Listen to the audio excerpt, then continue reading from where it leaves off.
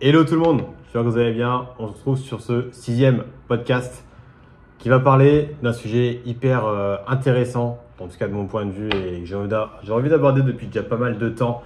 On va parler des domaines qui ne sont pas étudiés à l'école et qui pourtant, du moins que l'on retrouve dans notre quotidien. Et j'en parlais en story sur Insta et je me dis mais c'est quand même dingue qu'on n'apprenne pas ces choses-là à l'école parce qu'on les voit tellement dans notre quotidien que ça nous servirait bien plus à faire des maths, les fonctions et compagnie. Bref, je pense que vous avez compris l'idée. Première chose déjà, c'est une réflexion que je me suis faite depuis déjà pas mal de temps. Depuis que je suis plus ou moins en fonction que depuis que j'étais au Québec, donc ça date d'il y a maintenant un peu plus de 2 ans. C'est une réflexion qui a commencé à porter ses fruits. Pour le coup, je me suis dit, mais c'est bizarre quand même qu'on n'apprenne pas à bien se nourrir, qu'on n'apprenne pas à bien gérer ses finances, bref, des domaines qu'on va parler juste après. Et au final, je trouve ça vraiment bizarre pour le coup. Et en fait, en creusant un peu le truc, il y a des domaines pour lesquels je peux comprendre, mais il y a des domaines que je comprends absolument pas. Qu'on les apprenne pas à l'école, je commence du moins par la nutrition parce que pour moi, c'est ce qu'il y a de plus parlant, vu que je bosse dans la nutrition et la remise d'enfants depuis maintenant bientôt 5 ans. Et je trouve ça absolument hallucinant qu'on n'apprenne rien sur la nutrition à l'école, sur comment bien se nourrir.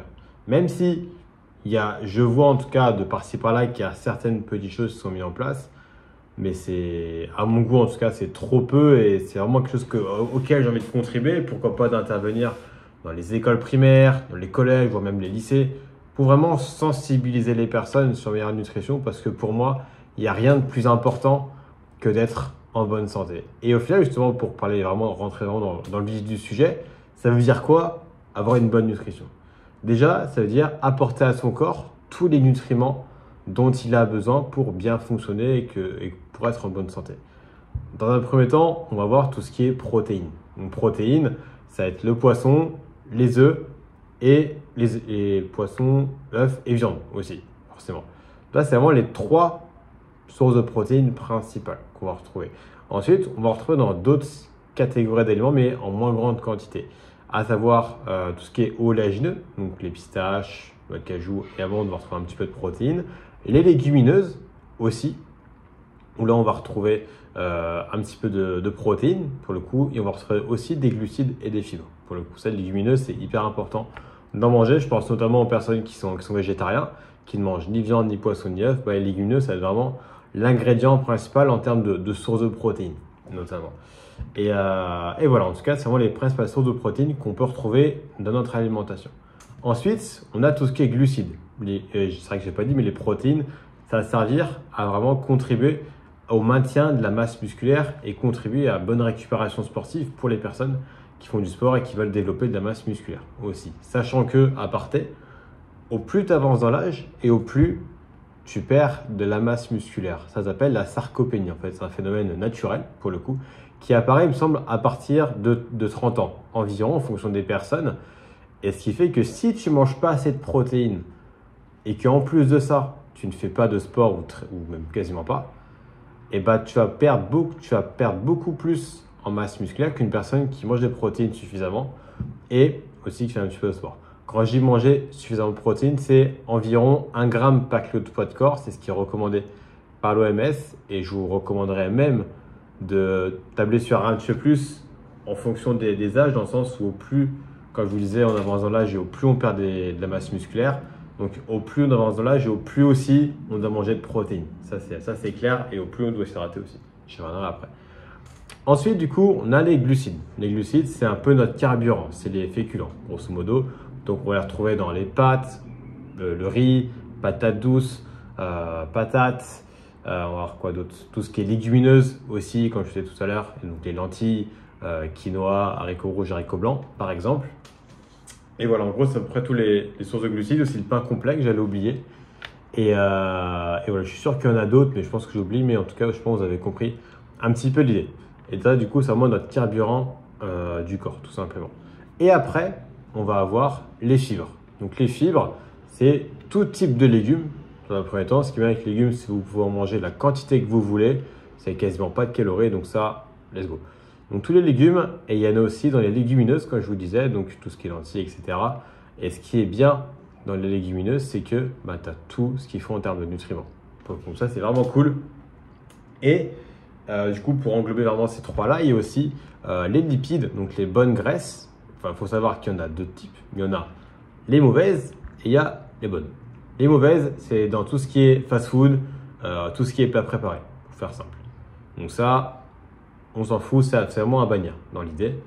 Et après, il y a les bonnes, ça va être le plus importante. Et les bonnes graisses, c'est tout ce qui est oméga 3. Donc les oméga 3, ça va être dans tout ce qui est noix de cajou, pistache, amande, tout ce qui est oléagineux. Il y en a aussi dans les avocats. Il y en a aussi dans tout type d'huile, l'huile de tournesol, l'huile de soja, l'huile de lin, bref, toute huile que vous pouvez connaître. Et il y en a aussi, je crois que je m'oubliais ou pas. Mais dans l'idée, voilà, c'est un petit peu ça les principales sources de lipides. Il y en a aussi dans la noix de coco, de mémoire. Et après, il me semble que c'est à peu près tout. Si vous en connaissez d'autres, n'hésitez pas à les mettre en commentaire. Mais en tout cas, moi, c'est celle que je me souviens. Et donc, l'objectif, justement, pour être en bonne santé et avoir un corps qui fonctionne bien, eh bien, c'est d'avoir un tiers de protéines, un tiers de féculents et un tiers de fibres. Tout simplement. C'est aussi simple que ça. Et quand je vois que c'est aussi simple que ça, je trouve ça dingue qu'on ne l'apprenne pas à l'école. Et au final, en l'apprenant à l'école, qu'est-ce que ça va faire comme cercle vertueux? Ça va faire que les enfants, ils seront plus à même de dire à leurs parents quoi manger pour vraiment avoir une bonne nutrition et être en bonne santé. Et ça fait qu'il y aura moins de personnes en surpoids, en obésité, moins de personnes qui auront des maladies cardiovasculaires, hypertension et tout ça, moins de personnes qui seront là dans les hôpitaux parce qu'elles ont des problèmes de santé qui sont liés à la malnutrition. Et ça, il y en a un paquet dans toute la France, je dirais même dans le monde entier. Et il faut savoir qu'aujourd'hui en France, il y a une personne sur deux qui sont en surpoids. C'est juste énorme. Et de mémoire, il y a, je crois, 15% de la population qui est en obésité. Et c'est juste énorme. Et je ne vous dis pas, aux États-Unis, ce que c'est pire qu'en France. Aux États-Unis, je crois que c'est 60-70% des personnes qui sont en surpoids, ce qui est juste énorme. Et si on ne veut pas que qu'on devienne comme les US, eh ben, juste petit aparté aussi, je pense à ça, mais moi je trouve ça ouf qu'il y ait des pubs en ville pour des McDo, Burger King et compagnie, mais je trouve ça absolument scandaleux en vrai. Dites-moi ce que vous en pensez, mais en vrai, à quel moment tu fais de la pub pour de la malbouffe? Enfin, je suis désolé. Alors oui, c'est rapide, oui, c'est pratique, mais d'une, ça coûte hyper cher, et de deux, ça te ruine ta santé. Bref, je comprends pas. Donc déjà, voilà, vraiment sensibiliser les personnes sur la meilleure nutrition, faire venir les diététiciens, nutritionnistes, quoique des fois, il y en a qui sont pas terribles. Ça, c'est un autre sujet. Moi-même, je suis prêt à intervenir dans les écoles pour vraiment sensibiliser les personnes, du moins les enfants, sur la meilleure nutrition, parce qu'il n'y a rien de mieux que d'apprendre au plus jeune âge, justement. Et moi, ça éviterait tous les problèmes que j'ai cités juste avant. Et je peux vous dire que comme ça, la courbe du surpoids elle ne fera pas qu'augmenter, mais elle fera au moins stabiliser, voire de baisser. Il y aura beaucoup plus de monde qui seront en bonne santé et qui arrêteront de se plaindre d'être en surpoids, d'être en obésité, alors que ça vient d'eux-mêmes. Deuxième chose qui est en lien, je pense, avec la nutrition, c'est le sport, forcément. Et je pense que nutrition et sport, on peut le mettre dans le même package d'être en bonne santé, d'être en meilleure forme, tout simplement. Pour moi, le sport, il est carrément sous-évalué à l'école. Du moins de mon expérience que j'ai vécue en école primaire, collège, lycée, tout ça. Et de mémoire, c'était peut-être 4 heures de sport par semaine. Quand j'étais au collège, c'était 2 fois 2 heures de mémoire. Et en fait, plus ça allait et moins t'en avais, en fait, tout simplement. Et en fait, le sport, c'est plus à démontrer, je vais passer peut-être rapidement dessus, mais le sport, c'est hyper bon pour la santé, peu importe le sport, hein, que ce soit yoga, gym, le foot, la course à pied, la muscu, le crossfit, le baseball, bref. Peu importe le sport, c'est bon pour la santé parce que ça crée déjà de la cohésion d'équipe, tout simplement, mais ça améliore aussi ton système cardiovasculaire, peu importe le sport que tu fais. Du golf, je suis sûr que c'est peut-être pas cardio, mais au moins, ça aide à maîtriser certaines choses justement qui vont être utiles après par la suite. J'ai noté quelques trucs, mais j'ai mis créer de la cohésion entre les élèves, pour le coup, parce que c'est pas vraiment d'avoir cet esprit d'équipe, on va dire ça, de gagner vraiment en équipe. Et j'ai même mis que ça peut créer des vocations pour certaines personnes. Je suis sûr qu'il y a des personnes qui ont fait les JO à Paris l'année dernière, qui, de par le sport qu'ils ont fait à l'école, et ben, ça a créé des vocations chez eux qui font qu'aujourd'hui, ils ont pu participer aux Jeux, voire même gagner une médaille, pour vous dire. Donc ça, pour le sport, c'est hyper important. Et quand je dis que c'est pas valorisé, parce que quand je vois le faible coefficient que c'est, le sport en collège-lycée, ben c'est peanut, quoi. C'est peanut. Alors que pourtant, en tout cas, de mon point de vue, ben ça doit être hyper valorisé, parce que le sport, au vu de tous les bienfaits que ça apporte, peu importe le sport, surtout qu'au collège, on touche, au lycée, on touche pas mal à pas mal de sports. Même en primaire, je ne me rappelle pas, j'ai fait du handball, pour vous dire.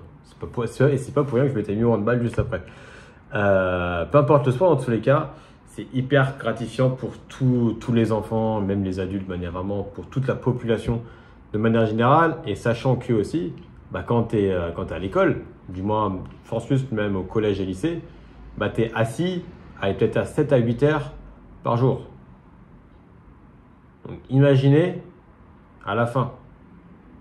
Je me retrouve dans ce cas-là aujourd'hui parce que je suis en comptabilité, mais ce n'est pas quelque chose qui est amené à durer. Et quand tu es étudiant, si tu ne fais pas de sport dans la journée, bah, à un moment donné, si tu as des matières qui te font chier ou que tu n'aimes pas, bah, c'est relou, quoi.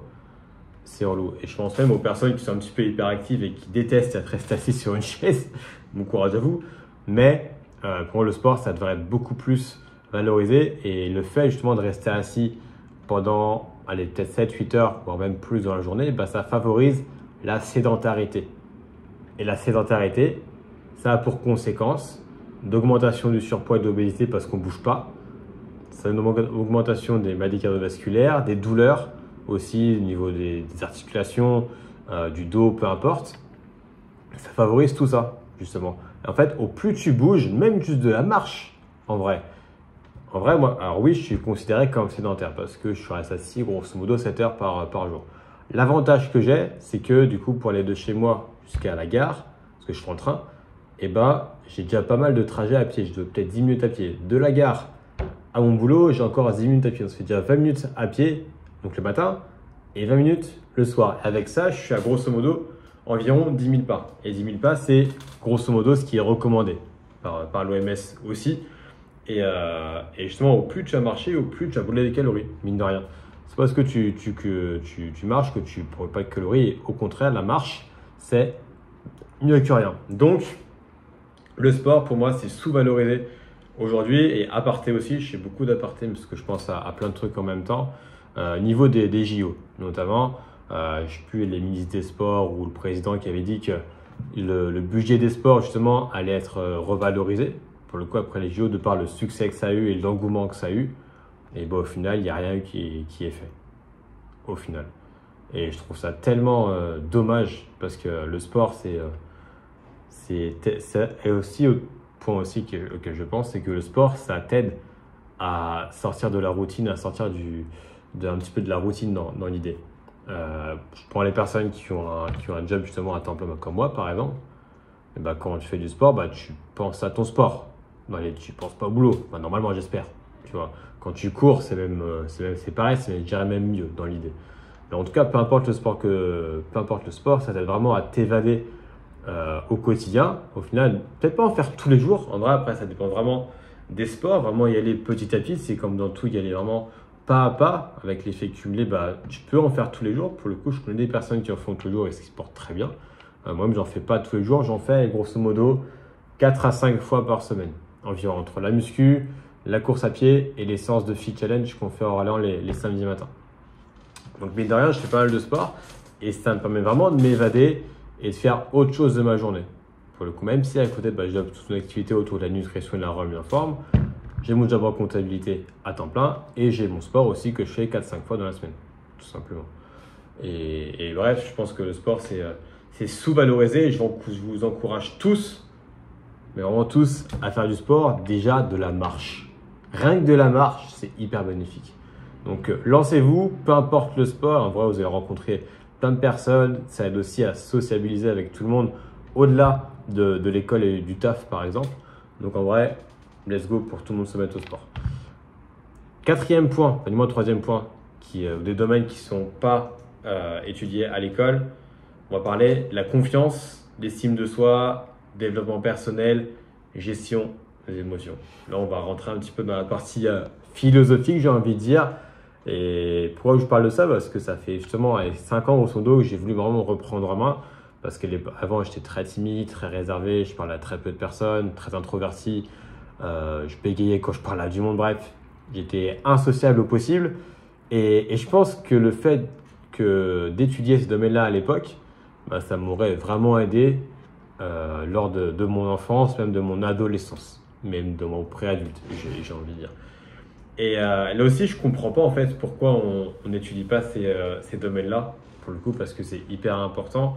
Premier point là-dedans, c'est la différence entre l'estime de soi et la confiance en soi. Je me suis fait un petit tableau pour comparer un petit peu les deux. En fait, l'estime de soi, je fais un petit listing, donc c'est être fier de soi, se sentir valeureux, s'auto-évaluer, s'auto-persuader et façon dont je me considère dans l'idée. Et la confiance en soi, c'est être sûr de soi, se sentir capable, sans remettre à ses compétences personnelles, se fier à soi-même et croyance en ses capacités. Et en vrai, pourquoi je parle de ça? Parce que je vois trop de personnes qui aujourd'hui se disent tout le temps ouais, je suis une merde, ouais, je vaux rien, ouais, par rapport à bidule, truc chouette sur les réseaux, je vaux rien du tout. Et ça, en fait, c'est juste qu'on a de la mauvaise estime de nous-mêmes, en fait. C'est-à-dire qu'on se dévalorise, en fait. Et je vois plein de personnes qui se dévalorisent en se comparant, en fait, à des personnes qui, pour le coup, en sont au chapitre 30 de leur vie, alors que toi, tu en es au chapitre 2, pour le coup. Et c'est ce que je faisais aussi à l'époque, hein. Je me comparais à des personnes qui avaient 20 ans de plus que moi, qui avaient vécu 10 fois plus d'expérience que moi, et je me comparais à ces personnes, alors que moi, j'étais au chapitre 2 de ma vie, en fait. Et le fait de se comparer, bah, c'est un petit peu ce côté négatif de je me sens un petit peu comme une merde par rapport à d'autres personnes. Et c'est vrai qu'on voit souvent le côté négatif par rapport à ça. Et il y a aussi tout le côté vraiment, je dirais, gestion des émotions, au final. Exemple, il y a même pas, il y a 20 minutes, je rentrais justement de chez moi en allant à la gare. Et en fait, il y a un gars qui klaxonnait parce que ça avançait pas devant. En fait. Et généralement, quand tu klaxonnes, bah, t'es pas content. Enfin, du moins, normalement. Ou alors, c'est que tu as un gars qui a fait une grosse connerie devant toi, tu vois, dans l'idée.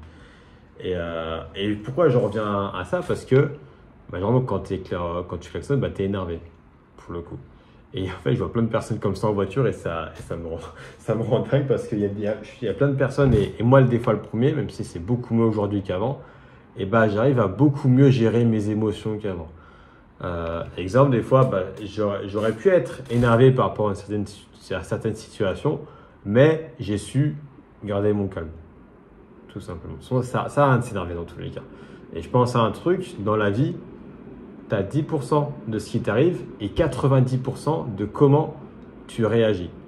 C'est-à-dire que le plus important, c'est pas forcément ce qui t'arrive dans la vie de tous les jours, mais c'est comment tu réagis face à cette situation-là. Tout simplement. Il y a des personnes sur des situations où elles vont rester hyper calmes. Et il y a des personnes sur des situations semblables, elles vont s'énerver, mais genre fois 10 000, et elles vont péter un câble et elles vont frapper dans un mur.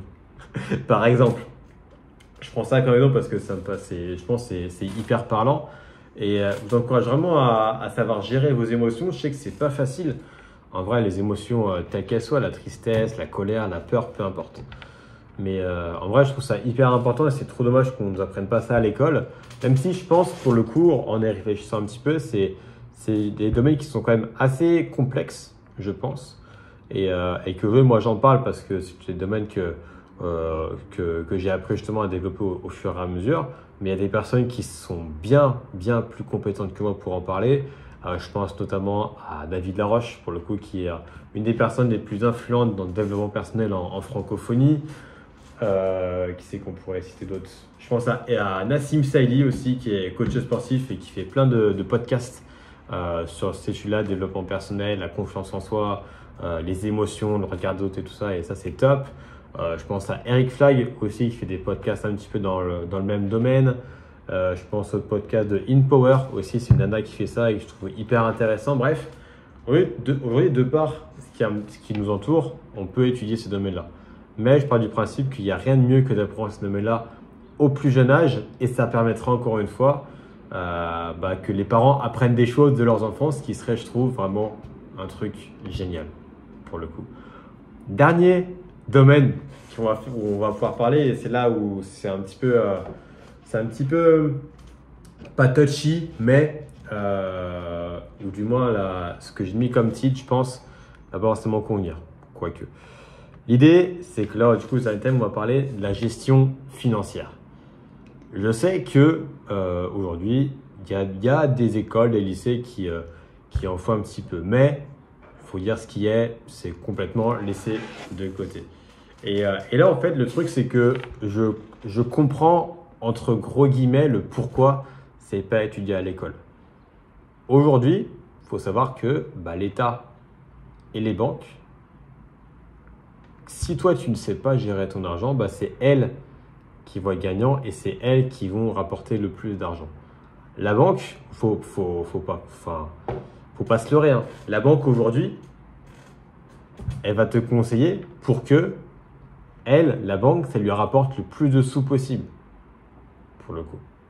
Et c'est pour ça que les banques, elles détestent qu'on sache des choses sur l'argent, sur bien gérer son argent, parce que au moins tu sais gérer ton argent et au plus ça va rapporter aux banques et donc à l'État aussi, tout simplement en fait. Et justement, il y a une vidéo à ce sujet de David Laroche sur vraiment ce côté gestion financière et vraiment comment bien gérer ses finances, que je vous encourage à aller la regarder. Elle est sortie il y a pas longtemps pour le coup, mais je vous encourage vraiment à bien savoir gérer vos finances. Pourquoi ? Ça va vous éviter d'être à découvert à la fin du mois, pour vraiment être aussi simple que ça.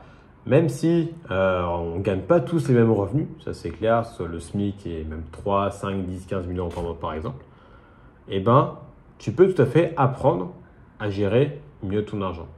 De par des podcasts, par exemple, sur la gestion financière, je sais qu'il y en a pas mal, par des personnes qui sont reconnues, par exemple. Là, je n'en connais pas tout de suite, mais il y a plein de personnes, je suis sûr, sur YouTube qui font des podcasts sur comment bien gérer ses finances. Et moi, c'est chose que j'ai appris à faire aussi depuis quelques années, en fait. Et pour le coup, ce qui est trop bien, c'est qu'aujourd'hui, il y a plein d'outils pour apprendre des choses sur Internet, comme les podcasts, les vidéos sur YouTube, notre entourage aussi, forcément. Si aujourd'hui, tu veux apprendre des choses sur la finance, je pense qu'il n'y a rien de mieux que de t'entourer de personnes qui ont les finances que tu veux, ou du moins qui savent gérer leurs finances comme toi, tu aimerais pouvoir les gérer.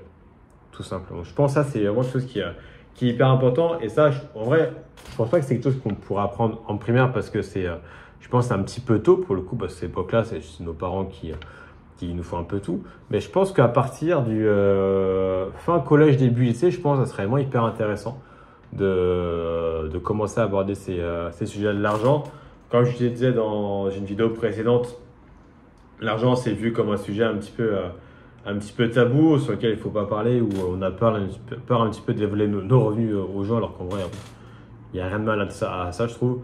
Donc, au plus, dans tous les cas, tu sauras gérer tes finances, et au plus, ça va t'aider à pouvoir offrir des voyages à tes enfants, peut-être à t'offrir plus de cadeaux, à faire plaisir plus ta famille, à partir en voyage, bref.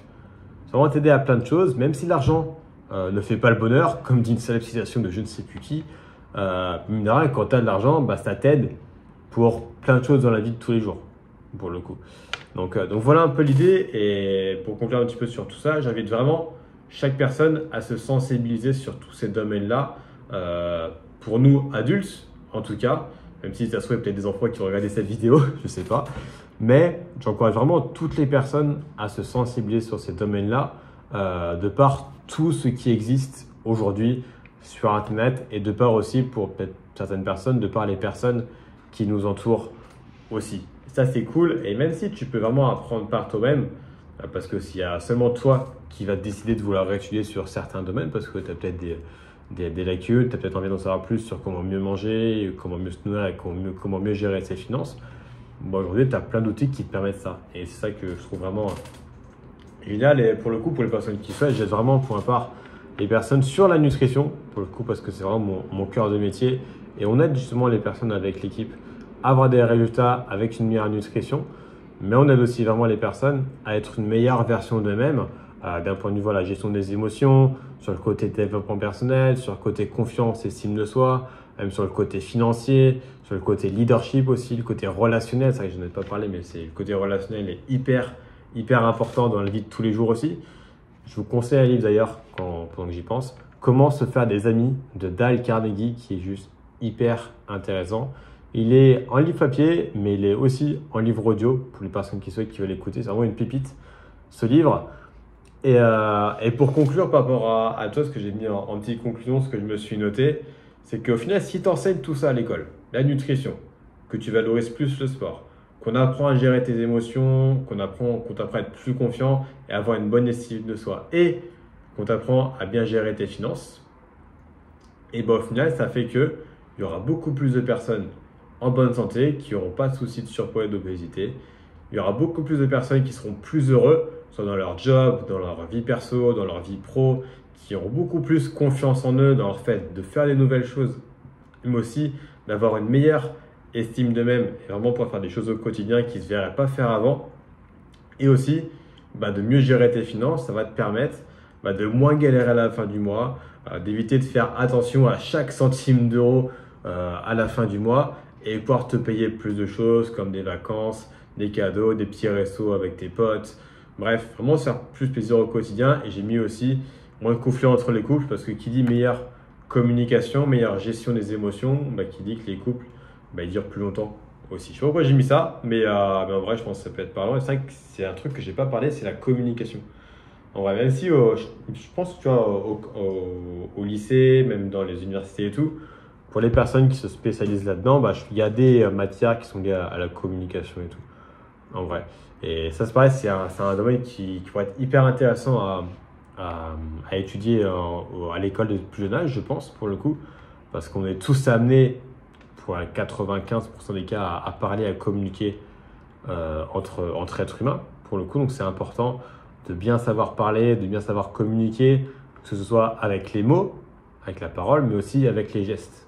Aussi, il faut savoir qu'il y a 93% de la communication qui est non verbale, donc qui se fait avec les gestes, qui se fait avec le ton de la voix, qui se fait avec l'intonation, qui se fait avec notre posture aussi. Bref, les mots, c'est juste une façon de communiquer. Ce qui est le plus important, c'est vraiment, en tout cas de mon point de vue, et c'est ce qui est démontré dans pas mal d'études de toute manière, le plus important, c'est vraiment comment tu te comportes avec la personne avec laquelle tu communiques. Admettons, si tu parles tout bas ouais, je sais pas trop quoi dire, les personnes elles vont dire ouais, ce gars-là il est timide, il est réservé, je ne vais pas trop communiquer avec lui, c'est pas intéressant.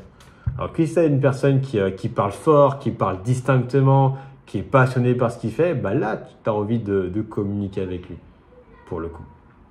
Donc voilà un peu l'idée, et j'ai mis vraiment conclusion finale.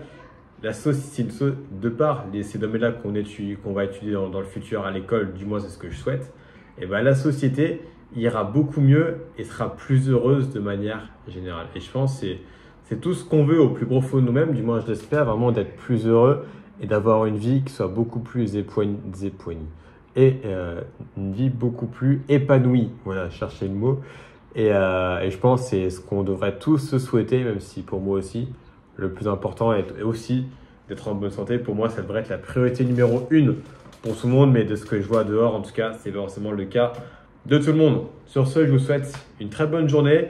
Je vous laisserai mon Facebook et Insta juste en dessous pour les personnes qui veulent échanger par rapport à ces différents sujets. La section commentaires est ouverte également. N'hésitez pas à vous abonner, ça fait toujours plaisir. Et on se retrouve sur un prochain podcast qui parlera allez, je vous tease, le problème des chaînes d'infos en France. Ça va être marrant. Ça va être marrant là aussi, enfin marrant. En réalité, pas vraiment, mais je pense qu'il y a matière à débattre aussi. Allez, sur ce, bonne semaine à tous.